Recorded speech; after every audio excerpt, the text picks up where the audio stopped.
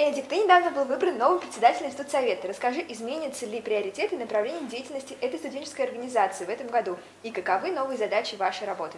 Ну, прежде всего, мы будем сохранять и примножать те традиции, которые заложил с собой студсовет предыдущего года. Но, безусловно, у нас есть какие-то новые идеи, планы, которые мы бы хотели вместе с студентами реализовать. А скажи, пожалуйста, нуждается ли студсовет в помощи со стороны студентов? Безусловно, нам очень необходим их интерес. Также я уверен, что среди студентов, которые не попали в студсовет, есть люди, которые полны идеями, какими-то планами, и мы ждем их постоянно на наше заседание, потому что оно открыто для всех, и мы очень хотим наладить диалог со всеми студентами факультета. Отлично. Друзья, напоследок я бы хотел вам сказать, что студенческий совет – это такая организация, где такие же студенты, как и вы. Просто нам хочется, мы неравнодушны к нашему факультету, и нам хочется, чтобы наша жизнь была полна не только наукой и семинарами и лекциями, но и чем-то интересным, вместе с вашей помощью. Спасибо за внимание.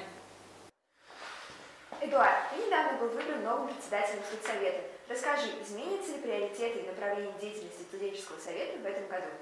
Ну, прежде всего... Эдуард, расскажите, пожалуйста, нуждается ли студсовет в помощи со стороны студентов? Если да, то какой? Каковы новые задачи вашей работы? Ну, прежде всего...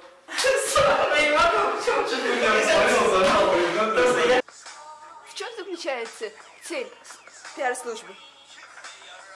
Цель пиар-службы студенческой является, во-первых, показать то, что мы все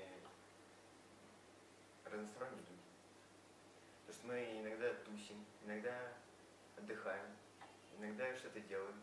Иногда нам интересно не только посидеть в историчке, посидеть, посмотреть, что такое история, посидеть, почитать на старом языке, что-то еще поделать. То, что у нас там есть ребята нормальные активисты, Эдик, красавчик, есть пиарчик.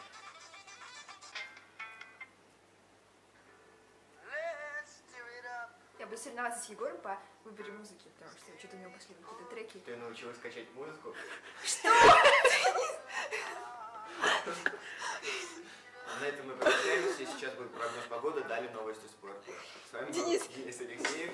И скоро вы узнаете.